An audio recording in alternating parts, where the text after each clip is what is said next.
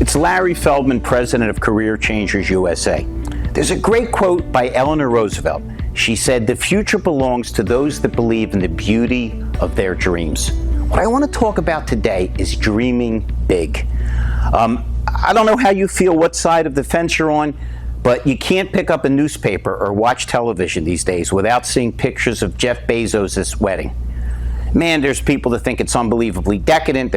Right, I saw a big sign in Venice, if you can afford this, you can afford to pay more taxes. Some people, of course, are fascinated by what everybody's wearing and the celebrities. But the interesting thing about it is, look where Bezos started. I don't know if you've seen the same picture I have. He's at the very beginning of the Amazon journey, and man, he looks a little, excuse me for saying this, Jeff, if you're listening, but a little pathetic. He's in this little garage. There's wires all over the place. He's got a hand-painted sign that says Amazon behind him. But the guy was already thinking about what would happen. Remember, he started out as a bookseller. He controls the world now. He dreamed big. You know, they say that the problem in life isn't aiming too high. It's aiming too low and hitting the target.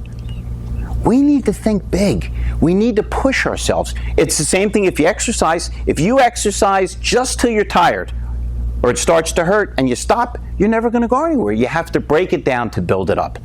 We have to understand that where we are isn't necessarily where we have to wind up.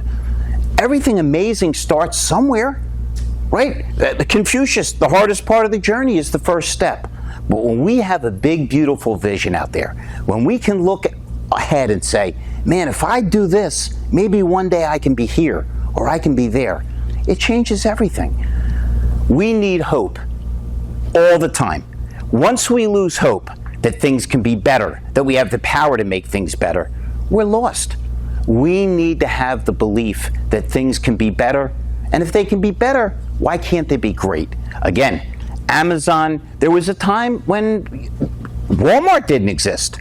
Everything you can think of that was amazing came from somewhere and might have been lined with some disappointments and setbacks. Man, anytime I'm with a basketball player or a fan of hoops, I always talk about that Michael Jordan got cut from his high school team. You have to figure there was something there. I mean, he might not have been the Michael Jordan we all understand how great he was, but there was no talent there? There was nothing? We're all going to be faced occasionally with setbacks and people, of course, telling us we can't. But that should be fuel, because we're all wired the same way. Nothing's cooler than when somebody tells you you can't and then you do it anyway. Let's dream big. We owe it to ourselves to accomplish everything we can. It's a sin against God not to fulfill your potential. Dream big. Give yourself a chance to be great. Let's see what happens. I'm Larry Feldman. Thanks for listening to my Larry Talk.